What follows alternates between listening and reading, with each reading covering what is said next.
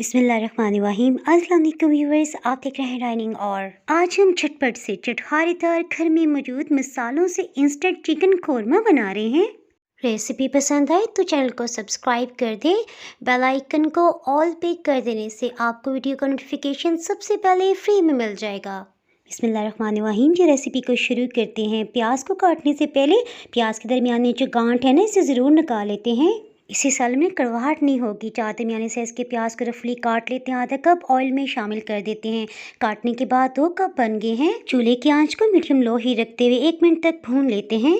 1 से 1.5 मिनट के बाद 2 खाने वाले चम्मच लहसुन अदरक का पेस्ट शामिल करते हुए अच्छी तरह से भून लेते हैं, ताकि लहसुन अदरक की एक स्मेल होती है ना, वो खत्म हो जाए। कोरमे के लिए मैं आपको टिप देती चलूँ। प्याज भुनती जब ज्यादा डार्क रंगत में हो जाए ना, तो प्याज में एक कसीला सा जायका आ जाता है, जिससे कोरमे का ओरिजिनल फ्लेवर दब जाता है। सो शानदार सा कोरमा बनाने के लिए प्याज और लहसुन अदरक की सुनहरी रंगत आती हीट को ऑफ कर देते हैं। ब्लेंडिंग जार में प्याज के बाद 1 कप दही शामिल करते हैं। ये 200 ग्राम है और ज्यादा खट्टा नहीं है। जब भी टमाटर सस्ते होते हैं ना, तो 5 से 6 किलो टमाटर को 2 बोतलों में 2 से 3 महीने के लिए महफूज कर लेती हूँ।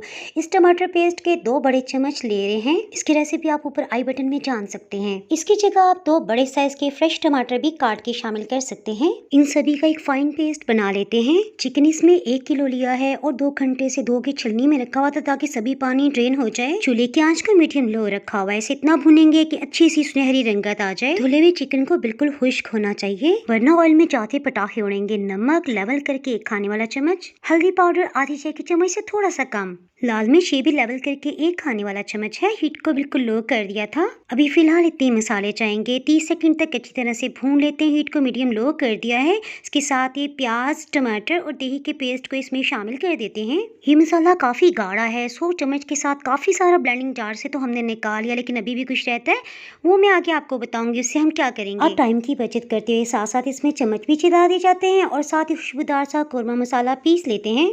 2 बड़ी काली इलायची, 4 से 5 लौंग, दालचीनी के छोटे 3 टुकड़े, सौंफ 1/4 टीस्पून। ये एक्स्ट्रा फ्लेवर के साथ हाजम भी बनाएगी। सफेद जीरे को भुनने की बिल्कुल जरूरत नहीं, 1 चाय की चम्मच। अलबत्ता साबुत खुश्क धनिया 1.5 टेबल स्पून, 1.5 खाने वाला चम्मच। साबुत काली मिर्च आधी चाय की चम्मच। इसका तीखा जायका बहुत मजेदार लगेगा। इसे पीसने से पहले चिकन में एक दफा चम्मच चला लेते हैं। कोरमा का असल फ्लेवर और खुशबू इसी मसाले से डेवलप हो जाएगी और आपको पेपरिका पाउडर या कश्मीरी लाल मिर्च की कतन भी जरूरत नहीं रहेगी। ब्लेंडिंग जग में काफी सारा मसाला अभी भी चिपका हुआ है। सो गाढ़ी सी ग्रेवी के लिए 300 ml 1 बड़ा कप पानी डाल के अच्छी तरह से हिला लेते हैं। इसी पानी को थोड़ी थोड़ी मिकदार में डालते हुए चिकन मसाले को भून लेते हैं। दोबारा से जैसे ऑयल ऊपर आए ना, 2 से 3 चम्मच पानी फिर यही डाल दें। मसाला भूनते हुए सभी पानी खत्म हो गया। सो 400 ml पानी मजीद शामिल करते हुए गोश्त को गला लेते हैं। देखिए कितना आसान है। इस रेसिपी को फॉलो करती रेस्टोरेंट जैसा जायका और रंगत आप बाजारी मसाले के बगैर भी